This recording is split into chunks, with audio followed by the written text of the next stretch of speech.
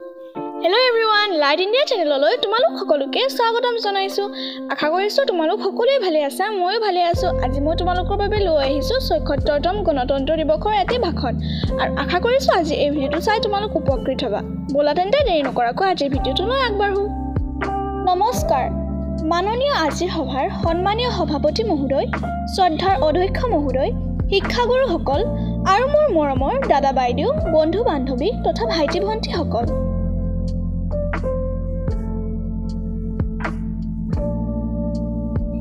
পোনপ্ৰথমে মই মোৰ তৰফৰ পৰা গণতন্ত্ৰ দিৱসৰ আন্তৰিক শুভেচ্ছা জ্ঞাপন কৰিছোঁ।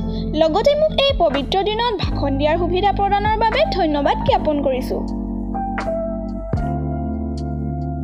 আমি সকলোৱে জানো যে আজি ২৬ জানুৱাৰী। ১৯৫০ চনৰ পৰা আজিৰ দিনটোতে প্ৰতি বছৰে সমগ্ৰ ভাৰতত গণতন্ত্ৰ দিৱস পালন কৰা হয়।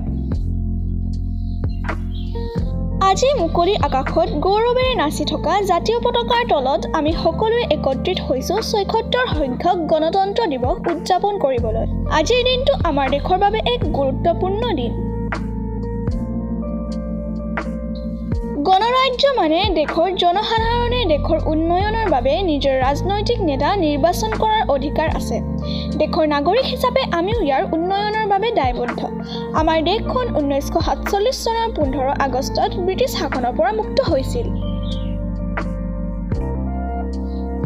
কিন্তু তেতিয়া আমাৰ দেশৰ নিজা সংবিধান নাছিল। সেয়েহে ১৯৫০ চনৰ ২৬ জানুৱাৰী তাৰিখে ডক্টৰ বি.আৰ. আম্বেদকাৰৰ নেতৃত্বত আমাৰ দেশৰ সম্পূৰ্ণ সংবিধানখন ৰচনা কৰি উলিয়াইছিল।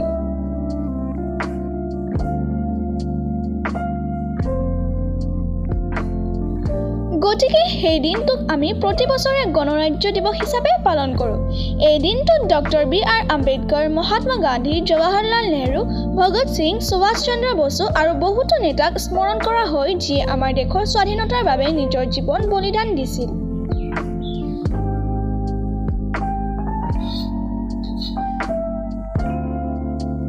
গতিকে আজিৰ দিনটোত আমি সকলোৱে শপত লওঁ যে দেশৰ উন্নয়নৰ বাবে আমি সকলোৱে কঠোৰ পৰিশ্ৰম কৰি দেশৰ নাম উজ্জ্বল কৰিম।